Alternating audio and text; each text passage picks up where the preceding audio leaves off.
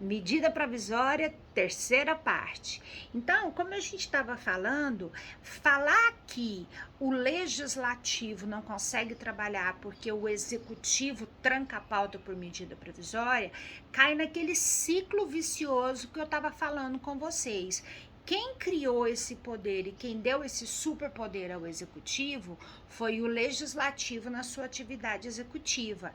É um superpoder que o executivo usa. Então, acaba que o Congresso ele fica muito travado em função da quantidade de medidas provisórias que são editadas. E medidas provisórias, indiscutivelmente, é uma espécie de poder e de possibilidade de governabilidade que o chefe do executivo não abre mão. E nenhum deles abriu mão. Nem Fernando Henrique, nem Lula, nem Dilma, nem Temer, nem Bolsonaro. É um poder que nenhum deles abriu mão. Aliás, Collor, Itamar, todos utilizaram da medida provisória. Sarney pegou o finalzinho de seu mandato com a Constituição de 88 e utilizou da medida provisória. Então, ela é um poder muito grande, mas é um poder dado pelo próprio legislativo na sua função constituinte ao poder executivo. Parágrafo 7º, nós já falamos dele. Prorrogar-se-á uma única vez por igual período a vigência da medida provisória que no prazo de 60 dias contados de sua publicação não tiver sua votação encerrada nas duas casas do Congresso Nacional. Então, a medida provisória tem lá 60 dias, ao final de 60 dias ela não foi convertida em lei, ela ganha automaticamente mais 60 dias, durando aí 120 dias. As medidas provisórias terão sua votação iniciada na Câmara, porque é uma matéria de competência do presidente. Tudo que é do presidente nasce na Câmara dos Deputados. Parágrafo 9º. Caberá à comissão mista de deputados e senadores examinar as medidas provisórias e sobre elas emitir parecer, antes de serem apreciadas em sessão separada pelo plenário de cada uma das casas do Congresso Nacional. Então, também já tinha falado disso. Vem essa comissão mista, faz um relatório, analisa a constitucionalidade, os pressupostos constitucionais da MP, vai uma cópia para a Câmara discute e vota em plenário, e aí, se aprovada, vai para a Casa Revisora, que é o Senado, para que o Senado faça discussão e votação em plenário daquela medida provisória. É vedada, parágrafo 10, é vedada na mesma sessão legislativa, ou seja, no mesmo ano, é vedada a reedição na mesma sessão legislativa de medida provisória que tenha sido rejeitada ou que tenha perdido sua eficácia por decurso de prazo.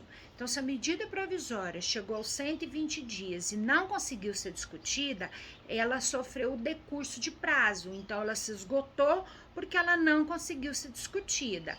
Ela não pode ser reeditada nesse ano.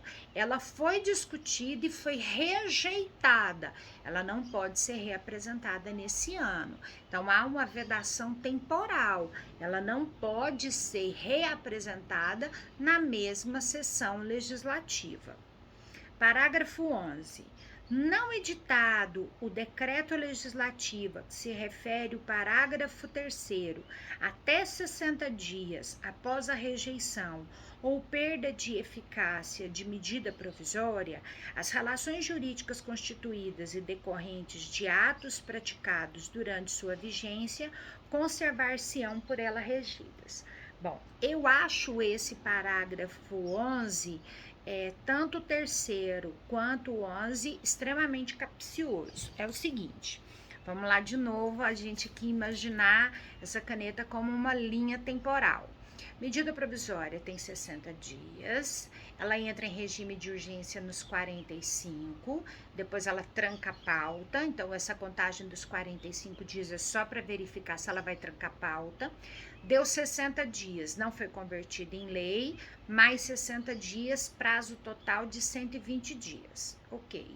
Nesse período de tempo, ela criou relações jurídicas. Se ela não foi convertida em lei, vai ser necessário fazer um decreto legislativo para cuidar dessas relações jurídicas. Qual o prazo para se fazer o decreto legislativo? Ela esgotou aqui, chegou em 120 dias, esgotou. Tem aqui um prazo de mais 60 dias para que o Congresso Nacional faça um decreto cuidando das relações jurídicas que foram constituídas. Se essa medida provisória não havia me atingido, ela vai continuar não me atingindo, ela deixou de existir, ela não existe mais enquanto medida provisória, ela não cria novas relações jurídicas. Se eu não fui atingida pela medida provisória, não serei atingida pelo decreto legislativo. Só que aí o que o Congresso disse? Falou o seguinte: se deu 60 dias, nós, Congresso, não fizermos o decreto, o texto da medida provisória passa a funcionar como se fosse um decreto. O texto da medida provisória se transforma num decreto legislativo. Então, eu vou de novo para ver se vocês entenderam o tanto que capcioso e até malicioso esse parágrafo 11. A medida provisória dura 120 dias, ao final de 120 dias ela acaba, ou porque ela foi rejeitada, ou porque ela sofreu decurso de prazo, passou o prazo dela. Bom, a partir daí, o Congresso tem 60 dias para fazer uma medida, um decreto legislativo para amparar as relações jurídicas dessa medida provisória. Ao final de 60 dias, o Congresso já sabendo, porque é assim que eu leio, você não precisa concordar comigo, mas o que eu leio nas entrelinhas é isso.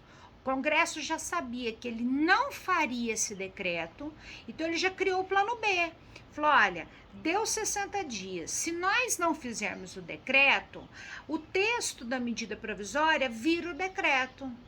E aí o texto é que vai cuidar das relações jurídicas que foram constituídas por essa medida provisória. E, infelizmente, essa é uma realidade quando se trata de medida provisória.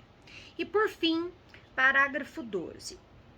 Aprovado o projeto de lei de conversão alterando o texto original da medida provisória, esta manter-se-á integralmente em vigor até que seja sancionado ou vetado o projeto. Discutiu-se, aprovou com emendas. Foi para a mesa do presidente da República. O presidente tem 15 dias para sancionar ou vetar.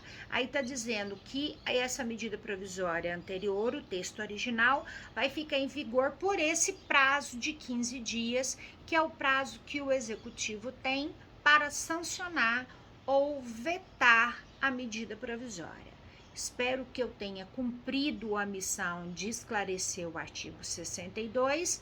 Pauso aqui e voltamos para encerrar o processo legislativo com leis delegadas. Até daqui a pouquinho.